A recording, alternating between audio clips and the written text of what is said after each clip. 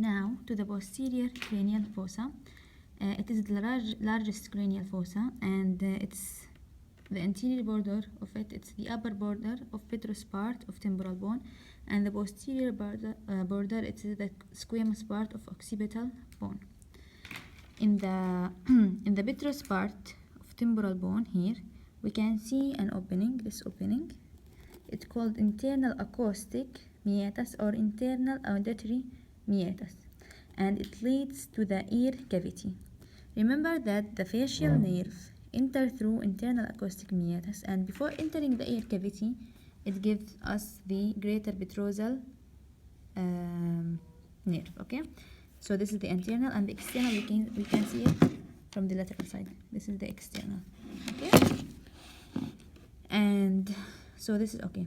And here we have the jugular foramen. It's large opening between the temporal bone and occipital bone. We already see it in the inferior view of the skull, and it transmits 9, 10, and 11 cranial nerves, inferior petrosal venous sinus, and internal jugular vein. And I'm gonna tell you something interesting. When I okay, wait, stop laughing, Raisa. I'm gonna post this in YouTube, by the way, and everyone gonna hear it. We have here foramen magnum. We said it's for the spinal cord, and we have here hypoglossal canal. Here, hypoglossal canal. This is it.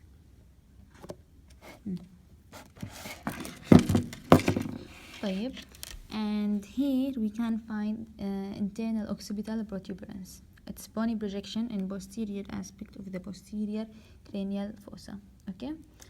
Now, from this protuberance, we have two grooves, right and left grooves. We call it right and left sulcus for transverse venous sinus. Okay, and these venous sinus and these grooves, both of them, they continue as S-shaped sulcus. It's called sigmoid venous sinus. So this is sulcus for sigmoid venous sinus. Now, the sigmoid venous sinus, it ends at the jugular foramen as a jugular bulb.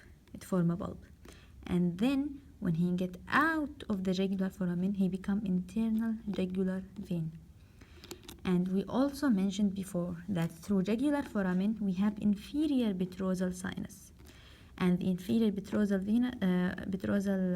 sinus, which pass also through the jugular foramen, it joined to the internal jugular vein. So this is a picture to make it clear.